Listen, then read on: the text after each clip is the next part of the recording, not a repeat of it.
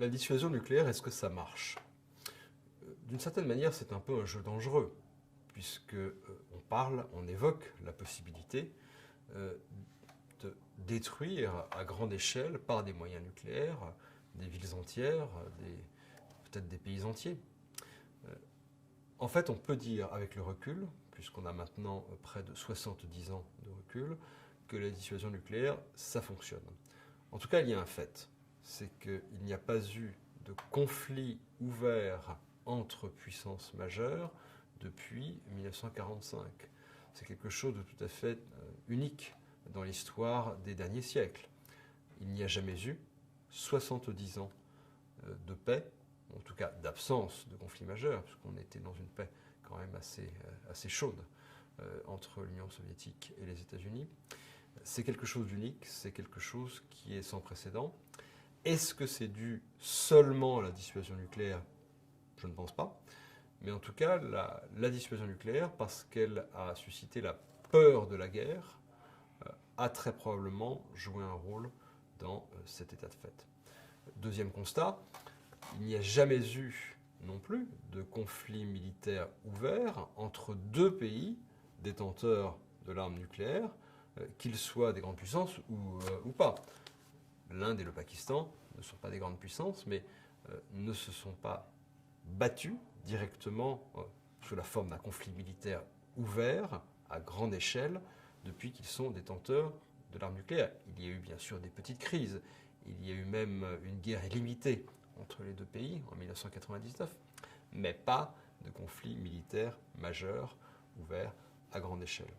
Donc ces deux constats nous incitent à penser qu'il est très probable que la dissuasion nucléaire ait préservé une certaine forme de paix, pas la paix en toutes circonstances, mais une certaine forme de paix, en tout cas, ait évité que les crises, les conflits ne dégénèrent en guerre militaire majeure entre pays dotés de l'arme nucléaire. Alors si c'est le cas, pourquoi ne pas souhaiter que l'ensemble des pays de la planète se dotent de l'arme nucléaire, puisque c'est une arme de paix? C'est toute la question de la prolifération nucléaire.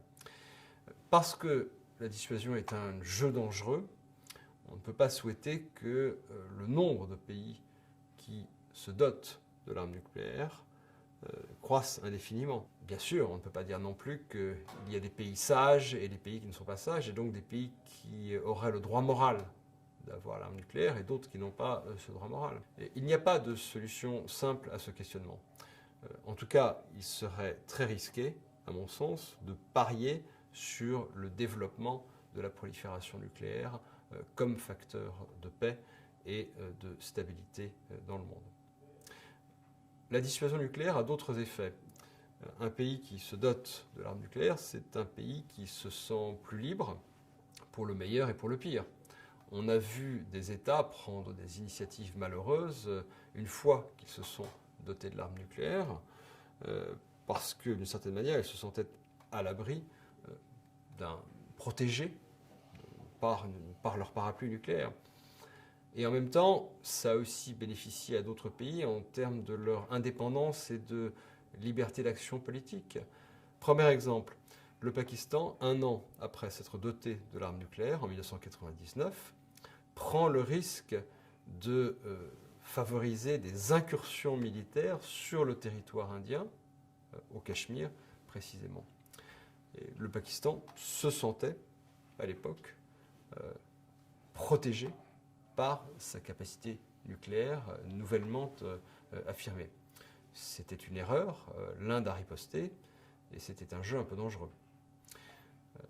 Deuxième exemple, qui n'a rien à voir, la France, une fois qu'elle s'est dotée de l'arme nucléaire, a pu se libérer de la tutelle américaine et ainsi mener une politique étrangère plus indépendante. On peut même se demander si la France n'avait pas été une puissance nucléaire, est-ce qu'elle se serait opposée aussi activement et aussi fortement aux États-Unis en 2002 et 2003 à propos de la crise irakienne?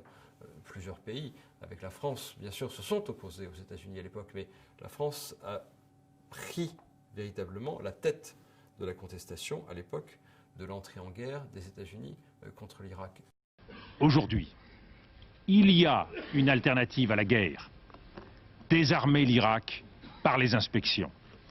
De plus, un recours prématuré à l'option militaire serait lourd de conséquences. Dans ce temple des Nations Unies, nous sommes les gardiens d'un idéal. Nous sommes les gardiens d'une conscience. La lourde responsabilité et l'immense honneur qui sont les nôtres doivent nous conduire à donner la priorité au désarmement dans la paix.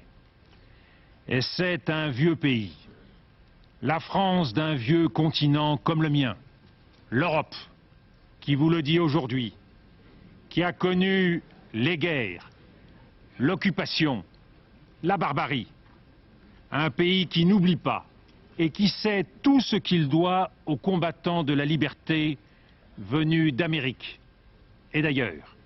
Est-ce que nous aurions pu nous opposer aussi activement, aussi fortement aux États-Unis si nous ne nous étions pas sentis, à cause de la possession de l'arme nucléaire, maîtres de notre destin? C'est une question qui mérite d'être posée. Donc, la possession de l'arme nucléaire, au-delà de la dissuasion, a aussi des effets politiques et diplomatiques, même si les liens de causalité sont parfois difficiles à démontrer. Nous sommes dans le domaine des hypothèses plus que dans celui des certitudes.